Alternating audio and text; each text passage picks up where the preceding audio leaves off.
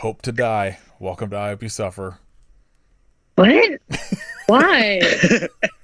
Why is it the I tagline? don't know, but I love it. Hope to die. I don't It's know. incredible. It makes no sense with this movie. Also, this Hmm. movie didn't make a whole lot of sense, so, it is what it is.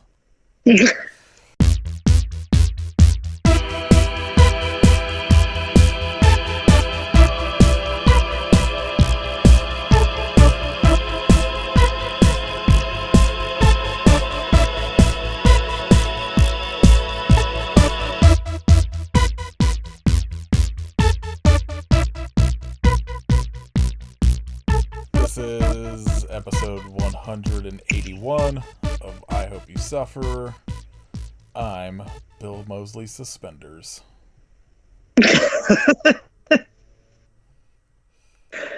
I can't top that. I was gonna say I'm Bill Moseley's tucked in button-up Hawaiian shirt.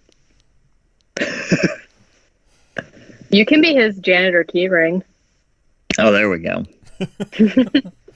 This week we are talking about 2018's American Exorcist, a Christmas movie in the same sense that Die Hard's a Christmas movie, and that it takes place on Christmas and is in a giant building.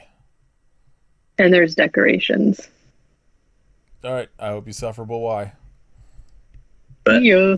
honestly, that all of that is more than I remember from this movie. There's not a lot to remember. It's a pretty. I forgot Bill Moseley was in it, to be honest, because he was there for the first 5 minutes and then disappears until the last 5 minutes. And honestly, And he in between, it's a music video. It's just synth music while she slowly walks around and turns. Yeah, I got some opinions about this movie. I don't, because I don't remember it. So But I bet I hated it. it's weird because this was pretty middle of the road for shit we've watched. And especially when it comes to Christmas movies, this is fine compared to, some of the shit we've watched for Christmas movies, like The Elf and fucking. I feel like there's one. I will never live down the elf. But it's weird because the synth score to this, I liked a lot, but Yeah, me too. most of it didn't fit the movie. Correct. They put songs in weird scenes that just didn't fit, and Bill Moseley is being Bill Moseley in it, so that's cool. And it's one of those things, like most things, where he's only in it for maybe a total of 8 minutes, and it's the beginning of it. It's fine. He's just playing this dude that's showing her the building or whatever, and then at the end he's pretty good. You get a patented Bill Moseley screaming fuck at somebody scene, and the actress that plays, is it Georgette? Was that her name? Fallon Joslin is totally fine and doing the best they can with this movie, and as basically the person having to carry the entire movie, as most of it is just her, and then a brief glimpse of somebody in Exorcist makeup. So It was me. it's totally passable, but also kind of boring because it's a lot of one person in a room talking to nothing and looking at shit on a computer screen, trying to catch stuff to prove that the ghosts aren't real. Yeah. But also, this was infinitely better than the fucking Dead by Christmas movie I had to watch. Yeah, sorry. That movie, holy shit. the entire premise of it is a group of kids that were molested by a preacher that get back together at Christmas because one of them killed themselves over everything. Ooh. And so what I gathered is they all, as kids, either turned in or killed this preacher that was molesting them. And they all get back together because one of them killed them, or they think killed themselves, but was actually killed by whoever this killer is in a Santa Claus costume.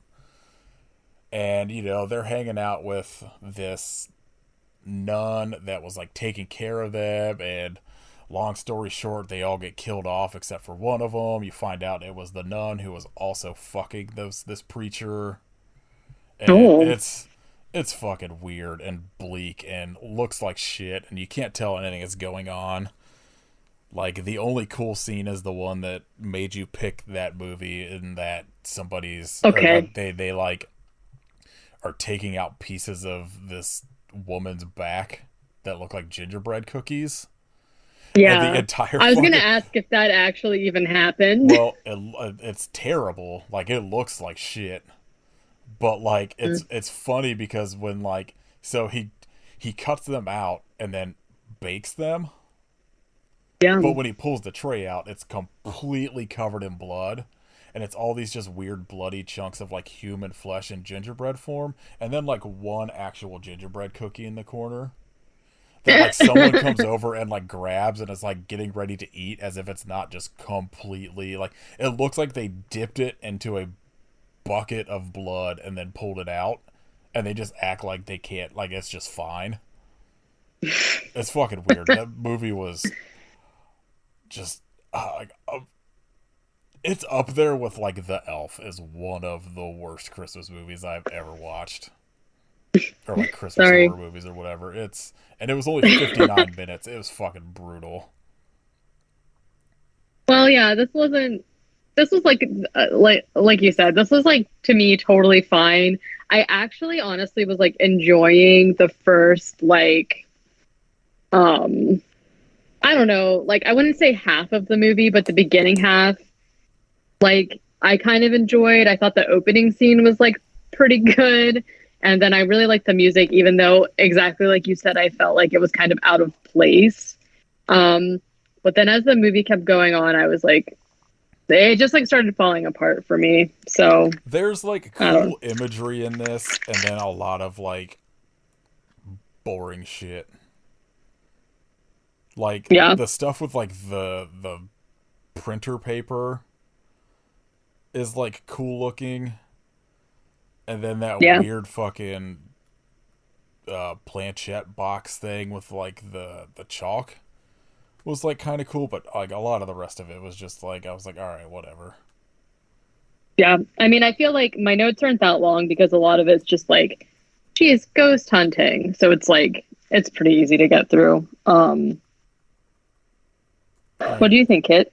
He already said he didn't remember any of it. He's like, goodbye, I'm checked out. It was boring. Okay, yeah. I was tuned out like immediately. The office party bit at the start, I was like, what in the fuck is this movie going to be? Just shoots the guy in the dick, and then it just cuts over to Bill Moseley and what's her name, and then Bill Moseley's like, all right, I've collected my paycheck, I'll see you kids later.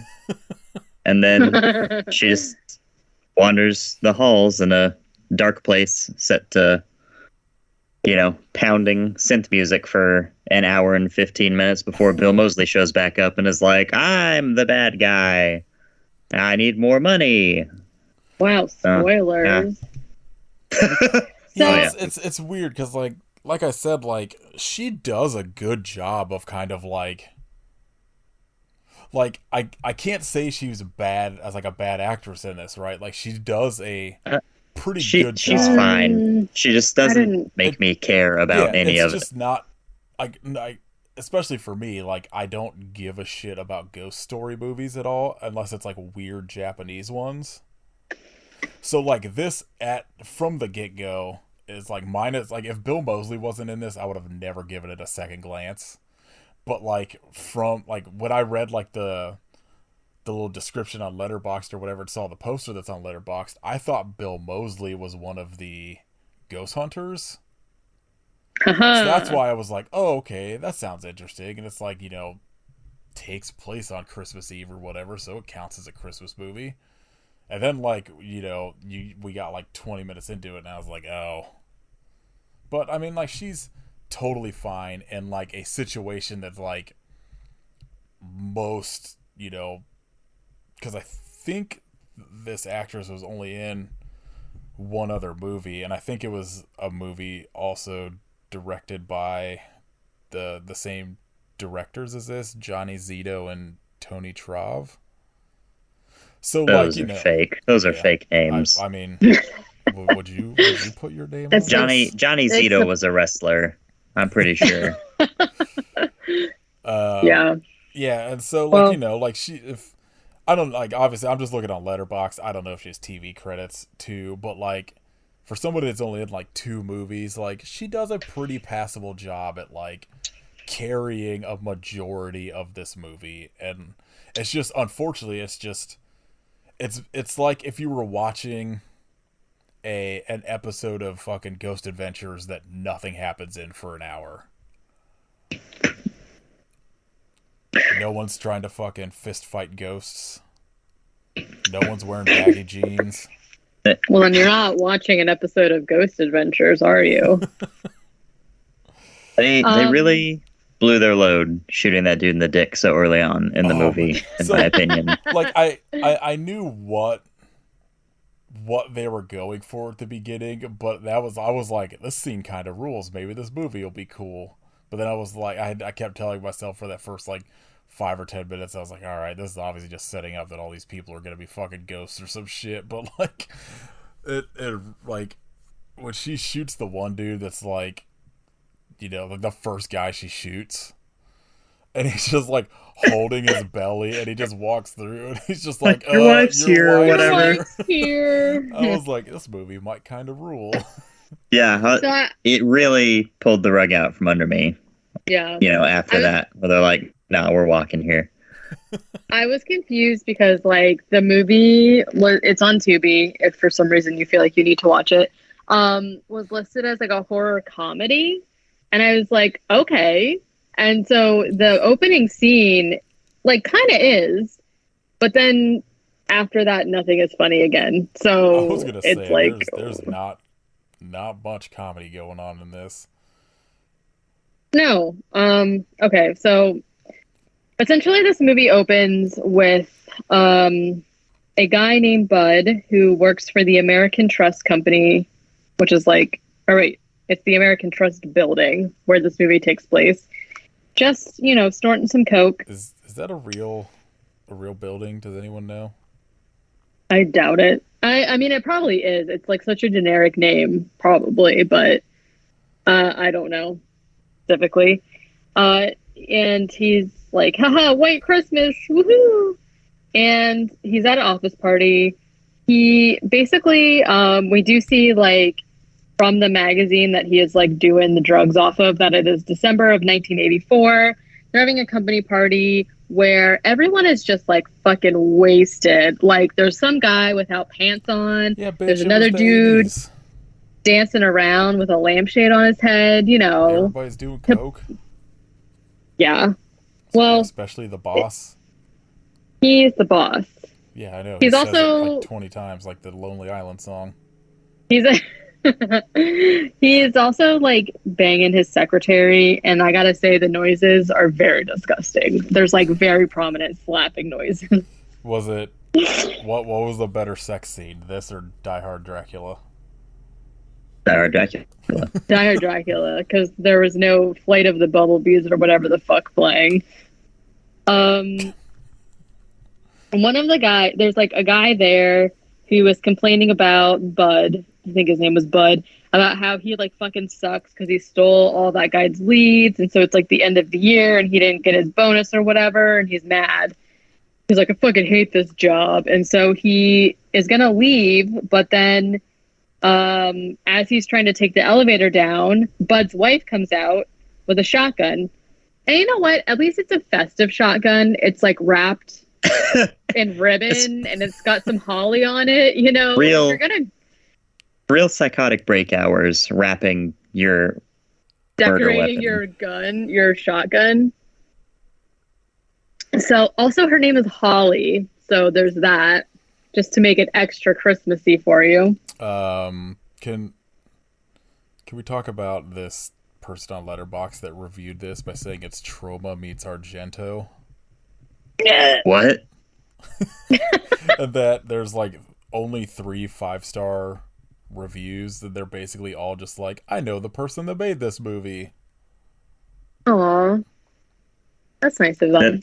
That's very nice. Yeah, but it's not really a review. But listen, Nathan, if you make a shitty Exorcist movie, I will 100% give you 5 stars. If I ever make a movie, I hope it's like one of those ones where everyone's just like, this is a piece of shit, and then it just becomes The Room. It'll be us, yeah. What happened? That's the shotgun. Somebody jumps out a window, the end. So he is like, oh no. Hey. And she's like, did you know? And he's like, what are you talking about? And then she just like fucking shoots him. And that's when he walks in and says, hey bud, your wife's here. Then she just like starts shooting everybody. Somehow, and it's like a shotgun. It's very loud. People are like slamming against the walls and shit. How no one noticed. Somehow, like Bud and the secretary in his office do not hear it. It's like a pretty long scene too, because you know there's a little whatever. Eventually, like she makes it into the room and shoots the secretary, and he's like, "Oh no!" And she starts shooting at him, and he's like trying to run or whatever. And then he says, every minute with you has been a shrieking hell. And then she shoots him in the penis. Hell. He deserves it. This would have made a very good short movie. Just a little 10-minute short. Just that intro part. Yeah. Yeah. Because then the way he laughs is very, like, unhinged. And I thought it was great. He was like, I don't know. He does, like, a Joker laugh. That guy was, like, a pretty decent, like dramatic villain guy. Doing like that like stupid over the top like 80s office boss role. Yeah. Like he's actually like he's pretty decent, and like when he comes back later is like pretty good. Better than I think he probably So anyways, she finally just like shoots him also. And then she shoots herself. So then we get the title and the credits, basically. And then we get these 2 girls who pull up in front of a house. Their names are Renee and Georgette. And they go up to the house of an old man. He's like, oh, when they said sisters, I thought they meant nuns. Hee hee. And they're like, nope, we're just regular sisters. Holy shit, this scene is fucking brutal. It's so bad. So he's basically just like, okay, I don't care. Like, can you help my daughter? And Renee, who is a badass, is like, we're the only ones that can help her. So they go upstairs. And when they open the door, there's a woman on the bed who is, how to describe? She's laying on her chest, but she's like bent back over so that her feet are above her head. So she's like, you know, like a possessed person. Well, I don't know. I guess if you stood on top, I don't know. Anyways, she's also she literally just looks like she's like contorting like a possessed person. She's also filthy. It's just a shitty Exorcist ripoff scene. Like there's also like smoke. There's like a fog machine in the room for some reason. Well, if you've ever been possessed, you know there's a lot of fog that comes with that. Well, that's true. Guess I haven't been possessed properly before because I don't. So they handcuff her to the bed and they do like exorcist stuff. Essentially, their family is like a family of like exorcists and stuff. Renee is like the older sister who is like does this as a job, and Georgette's just kind of like coming along with her and is like scared and doesn't really know. So Renee is like, hold this box, it's a holy box. And so she's like, oh, Georgette's like, okay. And so Renee's like doing whatever she's supposed to be doing. She like, I don't know, reaches into the lady's stomach and pulls out a snake, I guess. It was kind of unclear to me what was happening at this point, but Renee's like, give me the box, give me the box. And Georgette's like, oh, I don't know. And she's like backing up. And the girl, in her own voice, starts like asking for a doctor. She's like, please take me to the hospital. And Georgette is like scared. So she's like not really helping. And she starts like backing up. And Renee is like, no, like, give me the box. Don't break the circle. And Georgette bitches out or whatever. So the girl like breaks out of her restraints and literally just like gets on Renee and snaps her neck.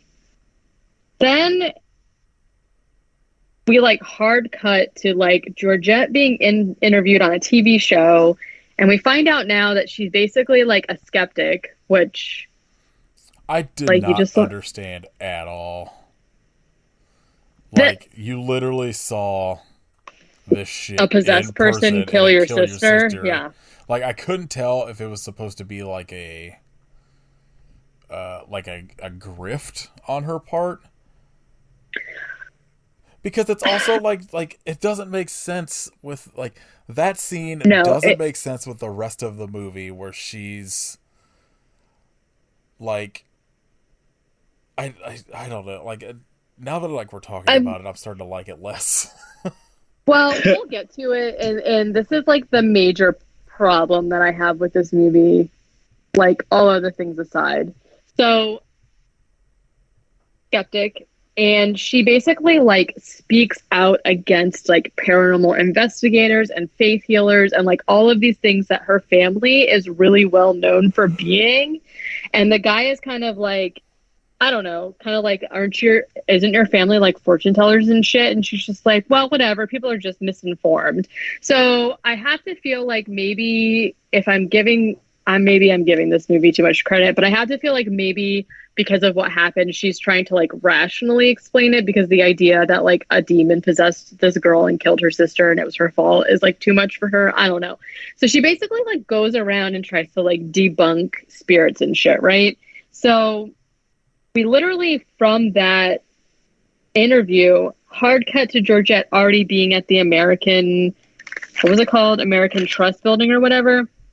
And she's there. It's decorated as Christmas. And she's just like looking around. And she's like, I don't know, maybe I'm in the wrong place. And then the janitor, who is Bill Moseley, comes in. And he's just like, hey, what are you doing? She's like, I don't, like, I'm here to investigate. Impression I've ever heard. I have two impersonations, okay? It's Southern person and New Yorker. So I don't, Paperboy from the 1800s. I don't know what to tell you. So I don't know. He comes, he's like, hey, oh yeah, I own this building. And for some reason they talk about like owning a bunch of dogs, which I found was very strange. And so he starts explaining the history of the building, where basically there's just been like, ever since the building opened, there's been a ton of shit going wrong. There's been suicides, there's been arsons, there's been outbreaks, there's been massacres. The shooting is like the newest thing that happened in the 80s. And then kind of after that happened, like it's been apartment buildings, it's been this, it's been that. But ever since that office shooting that we saw in the beginning, like nobody wants to rent the building anymore. And then he asks her a joke, which is, what do condoms and coffins have in common? They're both for stiffs. I don't get it. But incredibly strange interaction, because she's just kind of like, doesn't react to him at all. Do you think Bill Moseley ad-libbed that line? Or do you think that was the script? Absolutely. 100% I think he was like, I hope that's just shit he just always has on deck, is just that joke. It's ready to tell it whenever, at a moment's notice. Every time you see it, like every person he meets at like a convention, he just tells the same joke. Because it's not like they're ever going to hear it in this movie, because no one's watching this movie. I really need somebody to like go to one now and like say it and see what happens. I would. Okay. He'll be like, "Oh, Let's do it. you're one of the 100 people that have watched that movie on Letterboxd." Subscribe to our Patreon so we What? can send Nathan to a convention so that he can ask that. No, thank you. Subscribe to our Patreon, but don't send me anywhere. What if he was just like straight faced, was like, "That's not funny," and then walked away? So how dare you? Slaps me. It's just, you Slapped fucking you with his idiot. glove. Yeah. I've never been so insulted in my entire life. So basically, because of the shooting at the Christmas party, essentially, there's just always really bad disasters around Christmas, I guess. I don't know. The activity kicks up around Christmas. We do find out that it's Christmas Eve. There we go. There's the Christmas. Somehow this is more Christmassy than Christmas Twister, though. So at least we have that. Yeah, but Christmas Twister was at least good. I don't remember it being good. Yeah, remember that like the tornado like hits that cameraman or whatever with a fucking With the storage truck container? or some shit. Yeah. That's literally the only part that I remember. I definitely remember it being better than this. Oh yeah. Not anything specifically, just the general vibe. Well, okay. So there's a really, really long scene of Georgette setting up her like ghost hunting equipment, and she like investigates a little bit. Like she takes some like EMF readings and whatnot, and she talks into a recorder. She also finds an old Pepsi from a fridge and drinks it. Oh. Okay. And she also calls Renee's phone and leaves a message about being like back in their hometown. Like as we know, I missed that Pepsi part, and now I'm with the ghosts. She deserved everything she got in this movie. she picked it out of the fridge and goes, "Ooh, real sugar." And I was like, "Okay, girl." Oh, that's right. I do. Yeah. I remember hearing that line, but I think I wasn't looking when she got whatever it was. Yeah. You just assumed it was a pixie stick. Yeah, I just assumed she was eating like Fun Dip or something. Oh my god. Okay, so she calls and leaves a message on Renee's phone voicemail, which I feel like wouldn't still be active, but whatever. About how she's like back in their hometown and nothing's changed, blah blah blah. Then I actually like. We get to a point where like I stopped liking this movie, and up until then I liked it, and I liked the scene, even though it's like nothing new. Essentially, she's like walking past a dark hallway, and she looks and she sees that there's like this shape in the hallway with like red eyes, and she's like, weird. So she turns on the light and it disappears. She turns the light back off and it reappears, and she does this like a bunch of times because she's kind of just like, what the fuck is going on? And then the very last time she turns off the light, the figure is like really close to her, and we can now see that we see just like the outline still in the eyes, but we can also see that there's like horns or something. And I was like, okay. And she's like freaked out, but then at that same moment, the janitor like calls her and it's just like, "Hey, stop fucking with the lights." And she's like, "Oh, I'm sorry." This movie would have been a way better if just periodically Bill Moseley just screamed at her through like the walkie-talkie. Stop doing that. Yeah. So she's like kind of hesitates because she's gonna turn the lights off again, and then she's like too scared to. Then she goes into the bathroom, just straining the lizard like you do. And while she's in there, Not expecting that phrase today. she is going, so while she's in there, she hears the water turn on, and she's like, "Hello, is someone there?" And we also see a shadow walk past one of the gunshot holes in the door from where someone got murdered in the bathroom. I hate shadows. Yeah.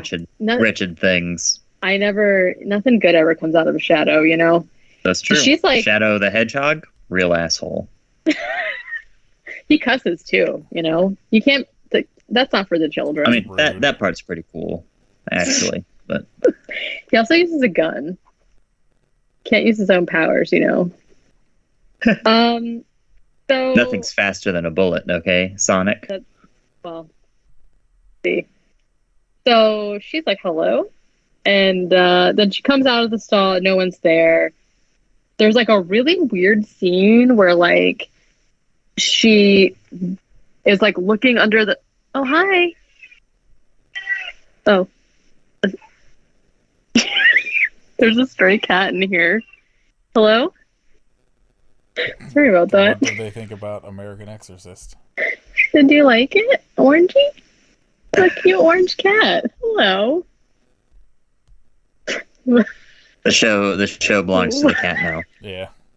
I am. Let's just hand it over. Just hand over the Here you hand go. over the keys. What do you I think don't of have Bill food. Moseley? What do you think of Bill Moseley? His tail's up. I think that's good. I think he likes him.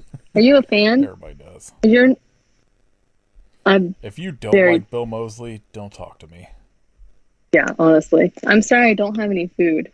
I'm just was not expecting. Hello. Okay. It was my fault. I was saying hello a bunch. So, of course, I called him in here, you know. There's like Summoned. this weird. Yeah, sorry. So she is like checking the bathroom doors, like stalls. There's this like really weird scene where all of a sudden there's really intense music and she like kicks in the door and there's like nothing there. So it's like, I don't know what that's supposed to be about. Was this the scene when like the feet pop down, or is that No, later? that's later. So no one's there. So then for some reason, so she goes back outside and she just like looks at the decorations that are kind of all like fucked up and she's like, why not? Haha. And then there's like this montage of her like decorating the tree and like putting lights and a star on it and shit, which was like really strange. I don't really know why she was doing that. But then a bulb comes loose and like falls off the tree and rolls under a desk. And when she goes to reach under it, there's an old hag there that's like, wow. And she's like, oh my God. Well, it's like a demon. It kind of looks like an old hag to me.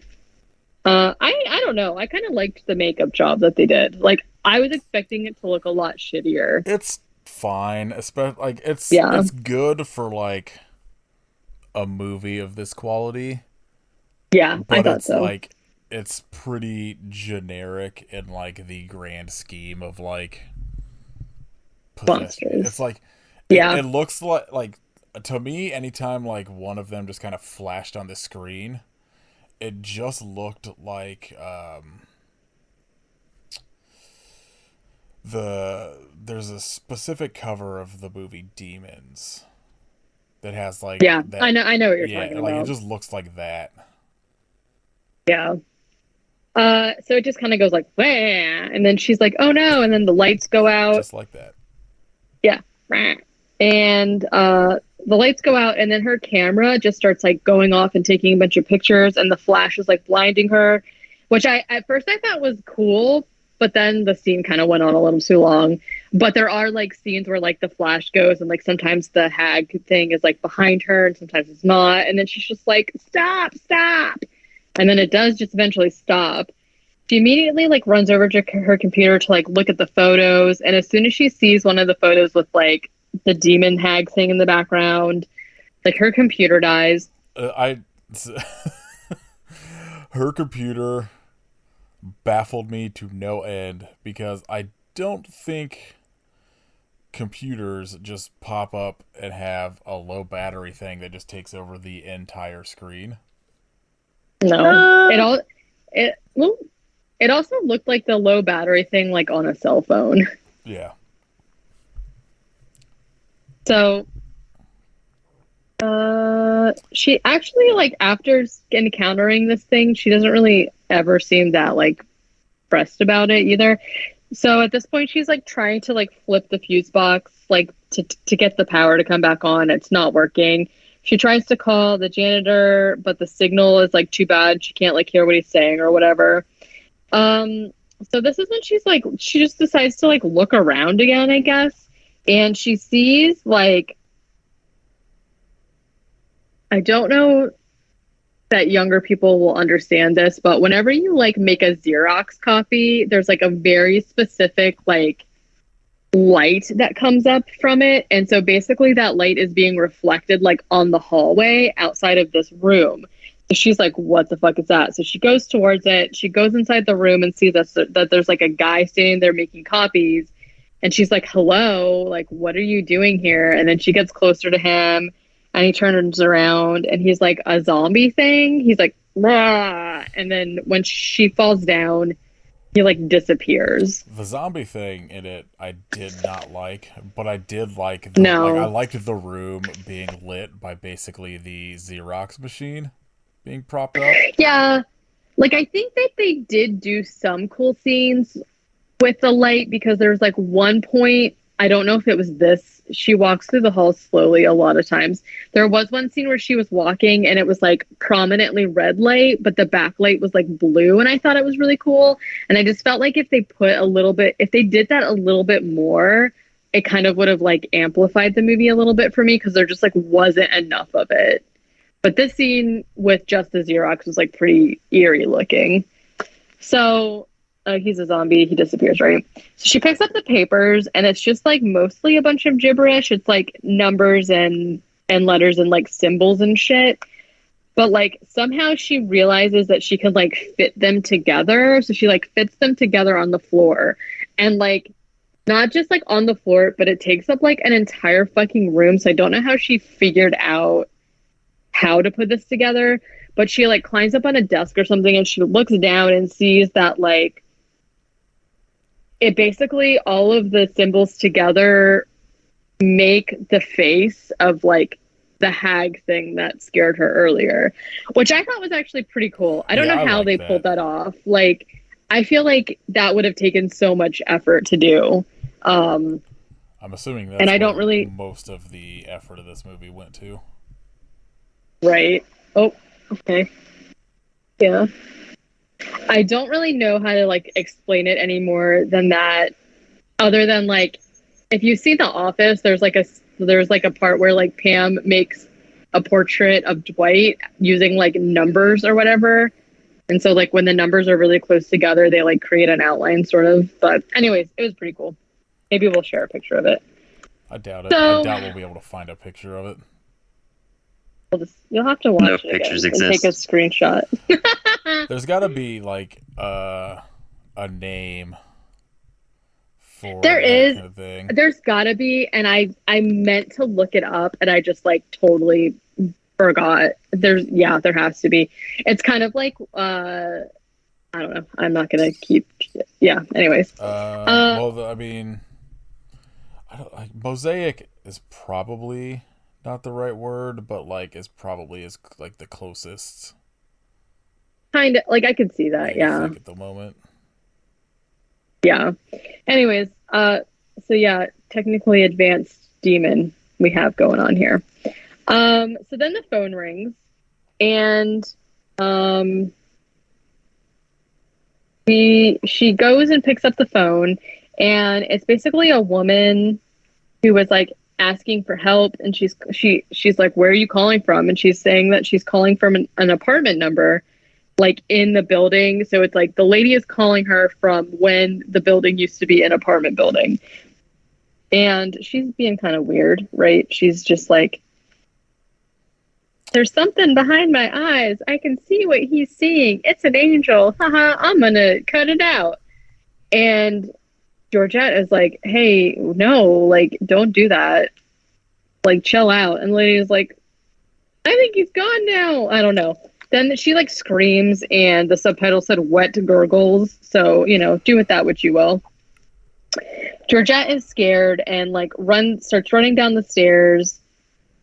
But then she realizes that she's, like, running down the stairs and running down, but she's, like, not actually making any progress because every time she looks down, like, the stairwell, there's still the same number of flights of stairs down there. And so she's like, that's weird. So she turns and goes through the door, and she's just like back in the office again. And then she does this a few times. And this is like one of the issues I have with this movie is like whenever they do something that's like kind of could be cool, I feel like they kind of overdo it. Like the light switch thing, she literally does like 6 or 7 times. This staircase thing, she does like 4 or 5 times. And I'm like, it's kind of like too repetitive to be good. Yeah, I feel like a lot of it is like that, or they just didn't have the means to pull off what they were trying to do. Yeah. So basically, yeah, she does this a few times, and then she goes and finds like some glow sticks that she breaks, and she drops down the stairwell, but she never hears it hit the bottom. And I feel like it would have been a lot cooler if, like, I was expecting the glow stick to like she's gonna drop it and it's gonna fall down the stairwell, and then I was expecting it to like come from the ceiling down again or whatever, since it's kind of like a loop or whatever. And they didn't do that, and so I was kind of like, okay, well, my idea was better. I feel think like it should have been she fell down it, and then the rest of this, like 45 minutes of this movie, was just her, just falling constantly. Yeah. I mean, honestly, would have like this is the point of the movie where it starts taking a turn for me. So I agree with you. I don't know. Then she like snaps the glow stick and like drops it on the floor, and then goes down the stairs. And when she comes back down the stairs, like the glow stick's there again. So she's just like, oh man, and she's sad because she's stuck in the office or whatever. Then it cuts to her like smudging. And that's why, in my mind, I don't understand if she's actually a skeptic and like her whole point is that she's going through to like debunk ghosts or whatever. Because like earlier she was talking about doing this case where like it ended up being raccoons or something. And she's like, everything can be explained with science. She like makes a really big point of that. But then she's also brought a very extensive like mystic kind of kit where she's got like crystals and smudge and stuff like that. So like I don't understand like why. Yeah, I didn't. That was the thing that I was just like, she's like got all kinds of shit that like if you actually believed all of don't this believe fake, it, you would not have. Like, why would you bother? That's why I think she's better safe than sorry. Yeah, I guess so. But like, and that's why I weird planchette box with chalk and smudge sticks with me. I do. If there's one thing I'm not fucking around with, it's the supernatural. Bill Moseley. I'm gonna be prepared. Yeah, Bill Moseley. He's gonna tell you jokes. Yeah, I don't know. So that's why I'm saying, like, I think that maybe what they were going for was that she just didn't want to believe what happened to her sister, so she was like lying to herself about it. I just don't know. It just doesn't make any sense. But I like how, like, I don't know, she kind of doesn't seem super, like, she seems, in the moment when she's being scared, she seems scared, but overall she doesn't really seem super stressed about what's happening. And then all of a sudden she's just, like, fucking smudging. And I'm like, all right. So, not even doing it right, by the way, but whatever. So yeah, she's doing that. And then there's just, like, some weird, like, shots of the hallway for some reason. I'm not really sure what was going on with that, but then she hangs a bunch of crystals from the ceiling. She makes a magic circle on the floor. She went from like, this isn't real to like, this shit is real and serious in like a second, because now she's got like the magic circle. She's like got some kind of like scrying board, which, so it like essentially, yeah, she opens his chest. She's like, ain't make them like they used to anymore or something like that. And it's like an exorcism kit on the top, and then on the bottom it is a chalkboard. She's got a planchette that has a piece of chalk in it, and she like pricks her finger and like bleeds on the planchette, and then starts like chanting, and she's like trying to talk to like the entity that's in there. And I have to say, the planchette starts going crazy. The first thing that it does is makes like an infinity symbol, which if you know anything, it means that you're dealing with a fucking demon. But then it's like, and it's making that like nails on a chalkboard sound that like drove me fucking crazy, because I was watching it with my like AirPods in, and I almost like threw them across the room. The noise was like so unnerving to me. I think that noise should have been going on for the rest of the movie. I would have turned it. There's no way I would have turned it off. It was so fucking terrible. Anyways, she's just like, "Hi, entity. Like, what's going on?" And it's like, "Hey, hi, entity. It's me, your boy." So she's like, yeah, like trying to talk to the entity, like making it like talk to her. And she's just like, hey, like, what's up? Like, what's going on? What's wrong with you? Like, whatever. And it writes with the chalk, trapped. And she's like, trapped? Like, what's keeping you here? And it says, you. And she's like, oh, okay, well, what do you want with me? And it says, die. So, like, at this point, I really thought this was going to be, like, her sister. Now that I know the ending, this part makes a lot more sense to me. But at the time, I was very, very confused as to what was happening. Because then she's just like, oh no. And then like a fiery hand comes out of the ground and like grabs her. And she's like, ah! And then like a bunch of hands come out of the carpet and are like pinning her down in the magic circle. And she's like screaming and there's like fire and their hands are all burnt and shit. And I was like, what the fuck is going on? Because then the scene is pretty terrible, especially if you've seen Drag Me to Hell. It's not great. Like the hands are fine, but the CG fire looked really bad. Also, this entire scene, I have no idea what was happening. There's like a kaleidoscope effect of lights, and then it's just like her face, and then there's like home movies. There's a pastor. There's like a bunch of like weird like The Ring-esque type tape shit going on. Like I have no idea what this whole scene was supposed to be. But then she just like wakes up in a room that has no door and she's like throwing up a bunch of sludge and she's just like, oh wow, that was weird. And that's what I always say when I throw up some sludge. Yeah. She's like looking around, there's no door to get out, and she's just like, I don't know, trying to climb a shelf, and she like ends up knocking over a box that has a bunch of blueprints for the building. So she's like opening blueprints for like an hour, like looking at different, because it's like the blueprints of when the building was built and blah, blah, blah. And then she also sees that like, I have no idea how she came to this conclusion or what, but then she's looking at the blueprints of the building and she says, she figures out that the building is essentially a cage for something, and she is, quote unquote, in the heart of the machine. And I was like, are you trying to do like a 13 Ghosts type thing here? I don't know how she figured this out. She literally just like voices it to us. And then she notices that like on the bottom of the blueprint, there's somebody named Abigail Dubois, which Dubois is her last name. And there's a picture of somebody. So she figures out that like the architect who built the building is somebody related to her. It's like one of her ancestors or something. Then she's got like a flashback of the janitor telling her that the architect had died in like a terrible elevator accident when the building opened or something. So somehow she figures out, she's like looking through files or something in a cabinet, and she figures out that all of the hauntings that have been happening to her are from all of the different disasters. So like the lady who called her from the apartment is from the suicide.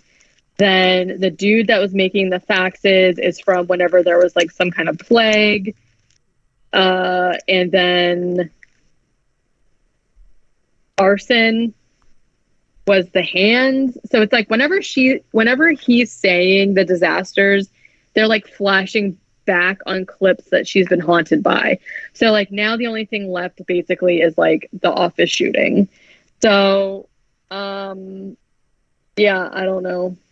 Like they just kind of announced all these things. I don't feel like it was made super clear to us. But anyways, she's like looking through this filing cabinet, and all of a sudden the filing cabinet just like shuts on her hand and like cuts some of her fingers off, and she's like, ah, and the filing cabinet is like attacking her.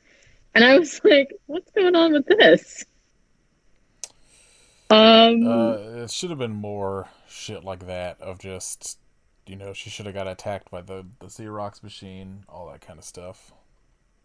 Yeah, there's been almost no like actual haunting stuff. Like things have scared her, but like nothing's actually happened to her yet, except for, you know, she got 3 of her fingers chopped off or whatever, which is not great. It attacks her. She ends up like kicking it over and then like climbing on top of it to get into an air duct. She falls down through the ceiling into the bathroom.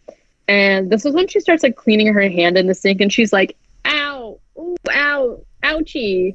I noticed like she doesn't cuss in this movie, which I thought was really interesting.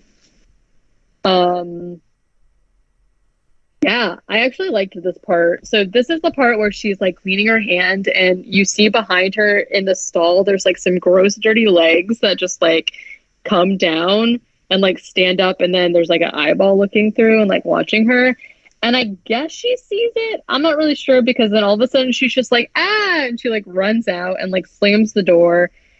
The creature is like trying to bust through its with its like little claw hand, like, and then she's like, you know, slamming back on the door. She barricades it with a chair, and she like runs and hides. She picks up the iPad to like, I don't know, use some kind of like thermal thing on her iPad to like see the entity, even though we literally actually just saw it in real life. So I don't know why she felt like she couldn't see it also. That was a little confusing to me. Then it pops up and it's like, blah, blah, blah, and she's like, ah, and she drops the pad and runs. Like, I don't know. This part was kind of weird to me. She like goes into a bedroom, and she's like in there basically just like praying, and the creature's like stomping around outside. She's praying, and it like goes away, I guess. And then she starts like talking to her sister basically about how this one time they had a dog that was really scared and they had to put it down. And I was like, what does this have to do with anything? And then she ends up seeing some like ink on the wall, and she like knocks over the bookshelf and sees that basically there's just like writing all over the place that's like, "It's Yuju, he's watching," and stuff like that. And she's like, oh, that's weird. And then she turns around and Zombie Butt is there, and he's like, "White Christmas." He's like reenacting the beginning of the movie kind of. And then he tells the condom joke, and I was like, that's weird, right? And yeah, he tells the condom joke, and she's like, what? And then he's just like, he says something about like life is wasted on the living or something like that. And then his zombie wife, Holly, comes in with a gun and is like, you know, saying whatever the shit it was that she was saying to him, but is like shooting at Georgette. And so Georgette like runs out of the room, and the zombie wife is kind of like following her, but then she runs into the janitor, and surprise, even though Kit already said it, he's the evil prisoner that's being captive in this building. He's the same character from Texas Chainsaw 2.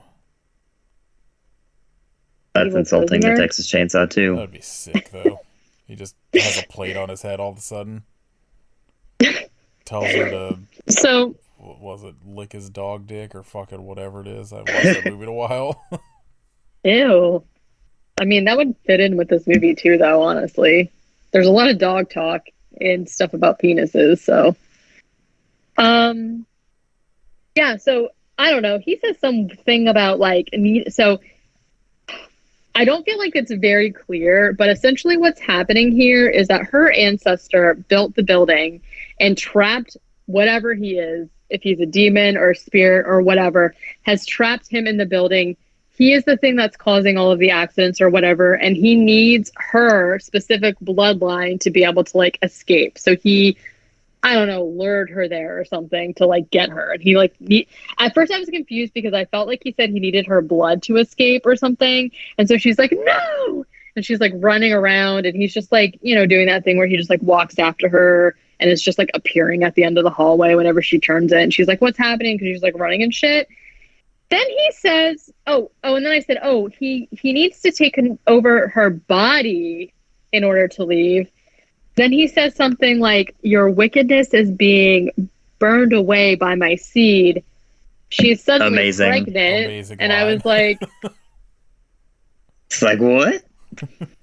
What? She's pregnant now. She's way preggo. And she's like, oh no. So, like, he is being born as her baby, essentially.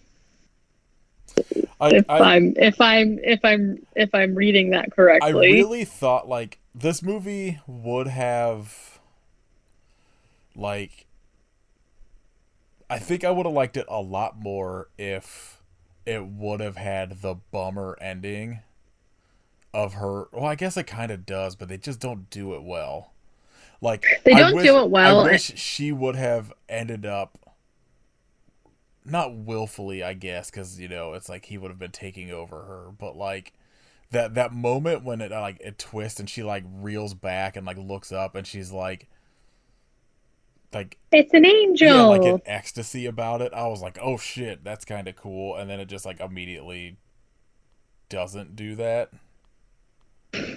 Yeah, so like she's found her like exorcism kit, and she pulls out the like holy box from the beginning that she was holding when she did the exorcism with her sister, and she's just like, haha, and he's like, ah, ha, ha, ha. That's a small box. You need a big box for a big monster like me or something. And then she just like is like, oh no. So she throws the box at the window, and then I felt like this entire ending was like extremely predictable. Literally, it's the same ending as another movie that I've seen, and I just can't place what the movie is. So, and I feel like we did. Spider-Man 2. Actually, Yeah. Maybe Bill Moseley's Doc Ock. That'd be so awesome. I feel like we did it for the podcast too, but maybe I'm not sure. Maybe somebody can tell me. Like, essentially, she throws the box at the window, and he's like, no, like, you can't do that. If you commit suicide, you're not going to see your sister again. You're not going to get into heaven. And then she goes, you'll never get out of hell. And she runs and she jumps out the window. They should have had a shot like RoboCop where she just had super long arms. Yes. But then, like, essentially it cuts to her in the emergency room where she has died and her demon baby, Bill Moseley, lives. And then it's the end. And I'm like, why? Why anything? Why are people still making movies? Heat already came out. Why are people bothering? It's true. So, like I said, I actually enjoyed this movie for the first like 25-ish minutes, and then it just started going downhill to this like very predictable ending that I am like 100% sure it's a straight ripoff of something else, and I just can't place what the movie is. So if somebody knows, please tell me. But like, Demon Baby Lives. I don't know. I'm gonna say it was Somnium. The baby was like, hello, governor, let's go for a walk. Yeah, see? Oi, mister. You me dad. 2 pence for a pound. I forgot that was Somnium. I think in my mind I was thinking Eloise. I just like conflated the two because they were both terrible and Katie picks. This is technically a you pick, so... I was just trying to help you after you tried to make us watch a trailer for a movie. Listen, I was suckered by the gingerbread skin, okay? Like, can you blame me? We should have just reviewed the trailer for Dead by Christmas. Yeah. I do sort of feel like... I don't know. I agree. Yeah. Yeah, this was not great. Not the worst. It wasn't. You know what, though? It was just, like, totally whatever. We've definitely done... This is, like, not even the bottom of the barrel for things that we've done, in my opinion. No. This was no crime wave. I thank God did not have to watch that. Yeah, we'll see. What a film. Yeah. We'll do the other two and make Katie watch 3. That's okay.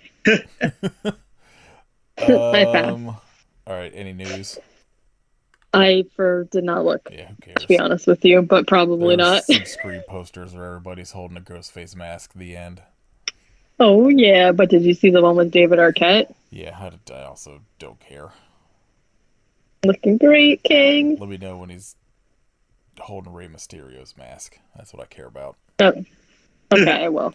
All right. What did everybody watch this week? Katie?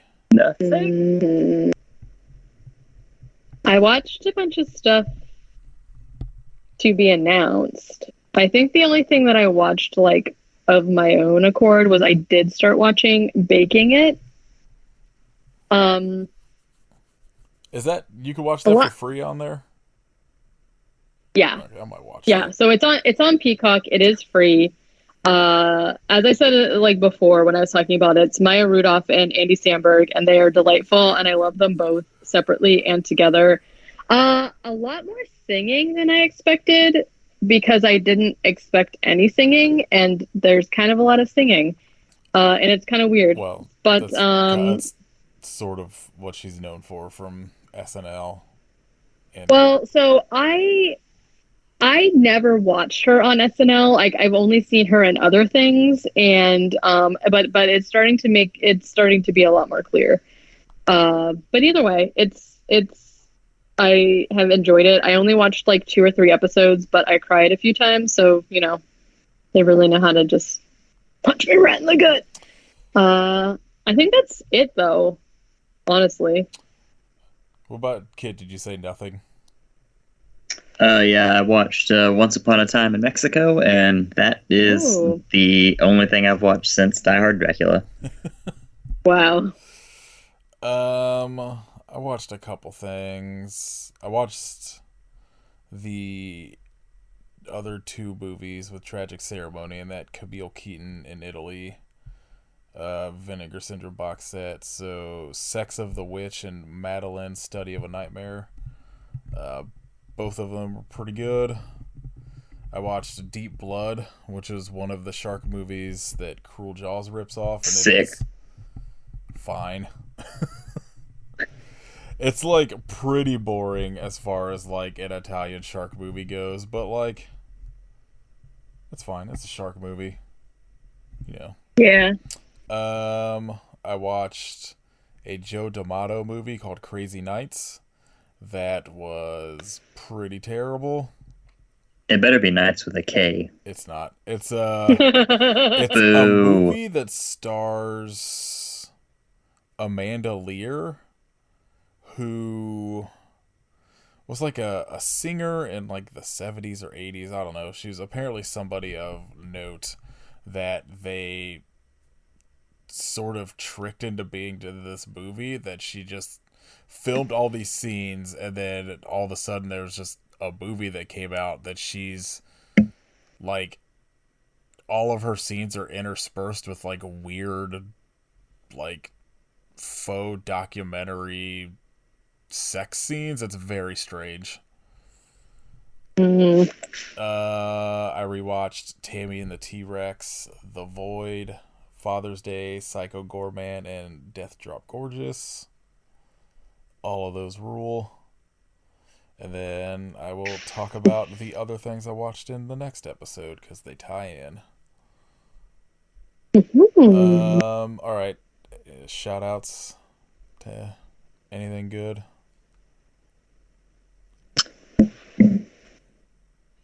I will shout out. I don't know. This is kind of maybe removed at this point, but like the Spotify wrap-ups came out recently, and I just want to shout out any person who had us in their top 5 or top anything, because like, guys, Brock, I know not everyone shared theirs, which is like fine. You know, there's a lot of sassy discourse about using Spotify or whatever. I don't really care. I love to see what other people have in their top stuff.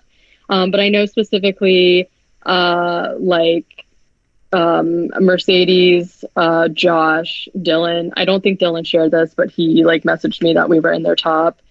Chris, a couple other people. So anyone who had us in their top, like shout out to you. You rock. You're the best. We love you. Jensen Harper from Fright Crew podcast had us as well. Okay. Yeah, I didn't see everyone's. I just saw a handful, but like honestly, means the world to me. I know. So Fright Crew also did an episode, I think at the very end of November, on Santa Jaws, where they posted and said, I haven't had a chance to listen to the episode yet. I'm like, I gotta I started listening to Comedy Bang Bang, and there's like 900 something episodes of that, so I'm like deep in that. But they said that specifically our episode and then our interview with Misty Talley was like helpful for their episode. So That's awesome. I was gonna Hell say yeah. I noticed that Santa Jaws is free on Prime this year, so definitely, yeah, go ahead and watch that, and then listen to any podcast because obviously we love that movie. Yeah, but I noticed like I was looking for like other like horror Christmas movie or whatever to watch that I had like missed in the past years. And a lot of stuff is not streaming anymore, but I noticed specifically Santa Jaws was, and I was like, okay, I definitely need to rewatch that this year. And I did. I'm glad you brought that up because I like meant to say to make sure that people could go see it. yeah, Santa Jaws rules. Kit, what do you want to shout out? Synapse released a insane 3-disc version of The Kindred, which was a near impossible to find movie. I think there's only a very green tinted YouTube rip buried deep within its bowels. I picked that up and it rules. Everything looks amazing. It's got a really nice steelbook. Art by Wes Binscoter. Does like a shitload of death metal, cover art. It rocks. Highly recommended if you have any interest in The Kindred. It is absolutely worth it. My shout out is this morning. Steve's on. I was yes. Caitlin and I were like just aimlessly just playing bullshit on Spotify to like make each other laugh. And I somehow stumbled across a Dr. Demento album that has a song that is Brack from like Space Ghost singing Institutionalized by Suicidal Tendencies. And amazing. It fucking rules. It's so stupid. What a thing to stumble upon. It's incredible. It's Dr. Demento covered in punk, and it's just a bunch of like just weird people that would be on Dr. Demento's show doing punk songs, like William Shatner covering Garbage Man, and like Fred Schneider from the B-52s is on it, and like Weird Al and shit. But like Brack doing Institutionalized, incredible. That's so many insane words all put together. Yeah. Like Elvira's on it. It's fuck it. It's a weird album. All right, next week we are doing Kit's holiday pick of Silent Night, Deadly Night 3 for Bill Moseley double feature. It's bad. Spoiler alert. Spoiler, I don't remember anything about it except that Bill Moseley has a bowl on his head. What a good look that is. That's the whole reason I wanted to watch it. Because they look cool. I think that, what did I watch? Was that Tubi? I think it was Tubi and Shudder, maybe. Tubi, yeah, sure. It just got added to Shudder. And that's where I watched Tubi has all of them. I think Tubi has at least 3, 4, and 5. Yeah, Shudder just added 3, 4, and 5 also. Because like I've known like a lot of podcasts seem to be doing 3, 4, and 5 this week, and I'm assuming it's because they all came to Shudder. Oh no, yeah, Shudder's got at least 2 as well. They might have all of them. No, it actually looks like they don't have 1. The only good one. Devastating. We'll talk about it next episode. Per usual, I got some opinions about this franchise because I watched all 5 of them for the first time ever. Yikes. I'm just going to say I respect it. I respect this franchise. 4? They really got their money's worth out of the first film. Number 4? They sure did. Kind of whips ass. The rest of them, oh hell yeah, I could give or take any of. All right, I can't wait to hear about it because the cover looked ridiculous. So Silent Night, Deadly Night 3 next week. Better watch out. Yeah. I was like literally just looking up if it had like a subtitle, but Yep. yeah. So that'll be next week. You can subscribe to our Patreon where we do things and you give us money for those Allegedly. things. Yeah. Currently have a poll up on there for our January bonus episode where we're pretty much guaranteed doing movies with new metal soundtracks. I can't wait. I hope. 3 people out of Ghost the 5 ship. have voted, and all 3 of them have voted for that. So it's like a guarantee at this point, but I'm waiting to see if it's a full sweep or not. All right. Love it. Same. Can't wait to fucking rewatch Strangeland. But yeah, that's patreon.com/I hope you suffer podcast. I think it's podcast at the end. Yeah. You can go to our storefront tier shop. That's storefrontier.com/I hope you suffer. And everything's marked down to like super cheap. You can look cool like Jeremy. Get you a tie-dye shirt. I love it. Leave us ratings and review on iTunes. Tell us your favorite joke that ends with something stiffs. Follow us on Instagram at I Hope You Suffer Podcast. Follow Kit at Hidden Kitstery. Follow Katie at Werewolf Face. Listen to my other podcasts, Nate Kate Movie Club. That's about it. I don't know. Silent Night, Deadly Night 3 next week. I hope you Bill Moseley, but be in movies longer. True.